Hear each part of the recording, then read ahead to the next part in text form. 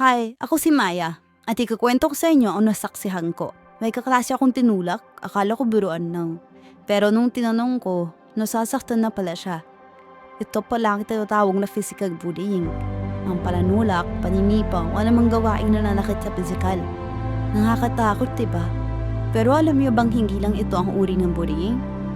Mayroon ding verbal bullying o ang paggamit ng mapananakit na salita tulad ng panlalait, pangungutya o ang pagtawa sa iba. Ang masabihan ng masasakit na salita ay nakakasakit ng damdamin, totoo man o hindi. At dahil usong-usong social media, maaari ka na rin ma-cyberbully.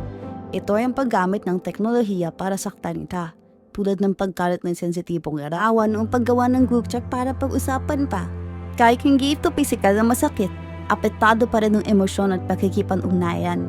Maaari ito maging dahilan para mahirapan makihalubilo, na pwede humumpong sa kawalan ng mga kaibigan. Sana hindi ka makasaksi ng mga ganitong pangyayari. Pero mahalagang maging handa. Panoorin mo ang susunod na video para malaman mo kung ano ang pwedeng gawin kapag nakasaksi ka ng bullying. I-like kung handa kang tumulong. I-share kung handa kang maging kaibigan. O i-comment ang gusto mong gawin na iba. Ngayong alam na natin ang mga uri ng bullying, handa ka na bang malaman ang susunod? Panoorin ang mga dapat gawin kapag may nakitang bullying.